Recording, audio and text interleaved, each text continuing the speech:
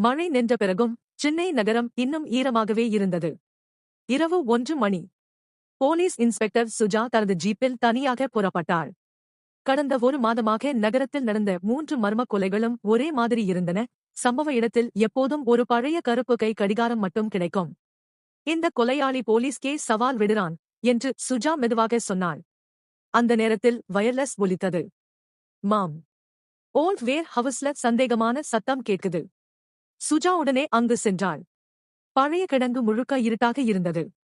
Torch லைட்டை ஏற்றி மெதுவாக நடந்தாள். திடீரென மேலிருந்து ஒரு சத்தம். டக் டக் டக். அவள் துப்பாக்கியை உயர்த்தினாள். யாரங்க? அமைதி. ஒரு மூலையில் ரத்தம் சொட்டிக் கொண்டிருந்தது. அருகே சென்றாள். தரையில் இன்னொரு கருப்பு கை கடிகாரம். அதை எடுக்க குனிந்தவுடன் பின்னால் யாரோ கிசுகிசுத்தது. நீங்க தாமதமா வந்துட்டீங்க, சுஜா.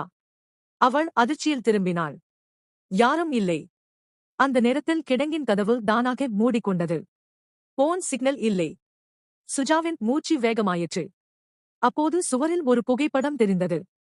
அதை டார்ச் லைட்டில் பார்த்தவுடன் அவள் கை நடுங்கியது. அது சுஜாவின் புகைப்படம்.